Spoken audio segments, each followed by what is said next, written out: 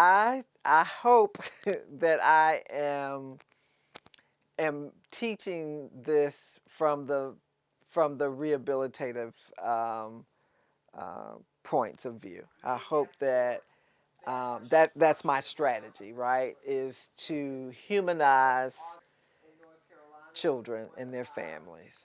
So the younger you come into the system, the more you're going to penetrate the system, and you're going to be a long time offender. That's why we really need to keep young kids out. And North Carolina has reduced the age. It used to be an 8-year-old could go to detention. An 8-year-old cannot go to detention anymore. You have to be 10.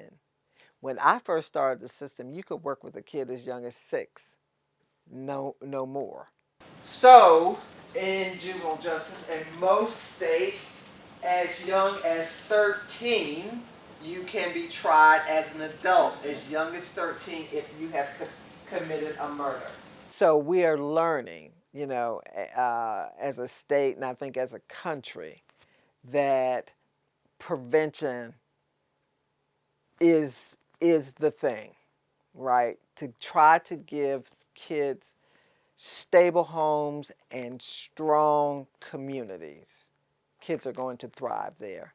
The Juvenile Crime Prevention Council was one of those things that over the years people had talked about. We need to have people at the table who can make decisions, right? People who are in the position such as a district court judge, as a superintendent of a school system, as a director of the Department of Social Services, right? This whole collaborative, having people there who could bring different resources to the table.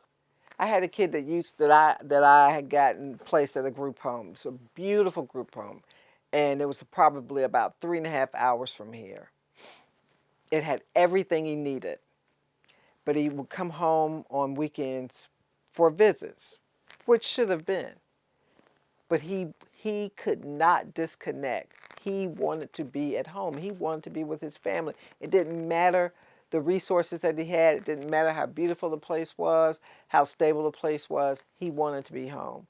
I used to chase that kid down to bring him and put him on the bus to take him back to those group homes. And what that was saying to me that I didn't realize then is this is where we've got to do the work here, right? Because a kid, no matter how bad that situation is at home, that is where they want to be. That is what they know. And you have to you have to do the work in the community too. You have to stabilize. That means good schools, right? That means good health care. That means good mental health care. It means all those things.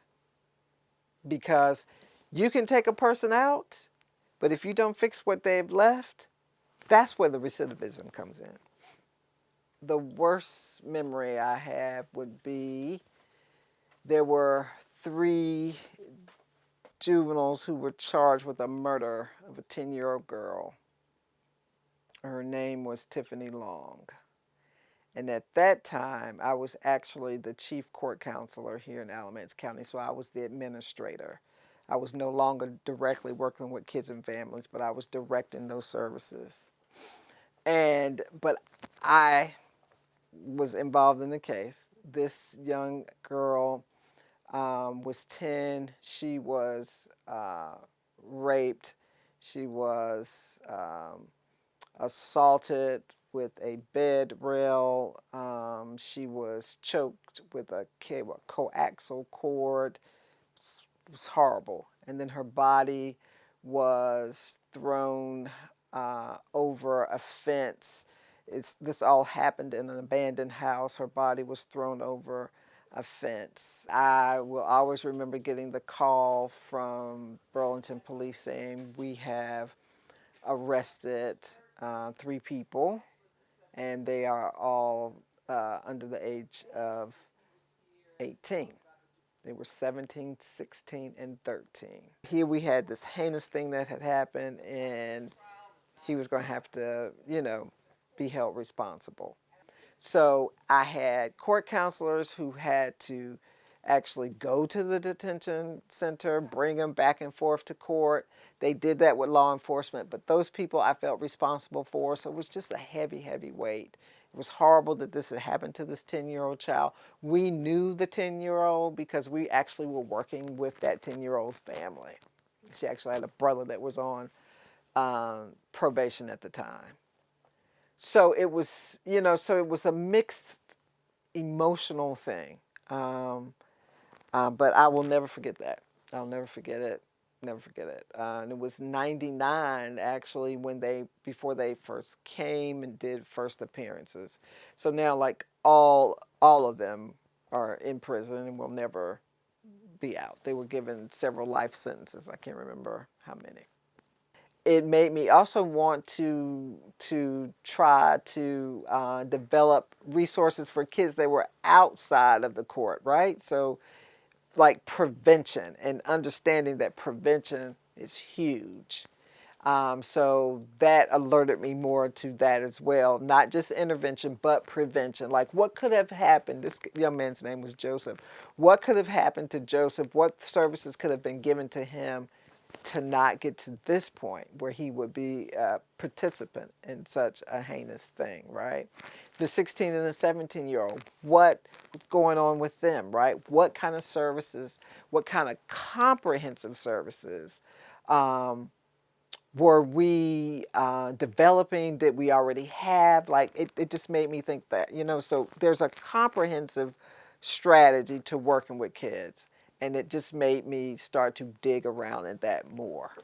And I think that is what kids need to know, right? That if you can manage to get through this particular point in time with support, you can make it. And most kids make it. I also want kids, students to know that there is an accountability system, and that's what the juvenile justice system is, right? It is holding kids accountable, but the accountability does not have to look like a lockup. That accountability is counseling. That accountability is, is can be therapeutic. That it can be restorative.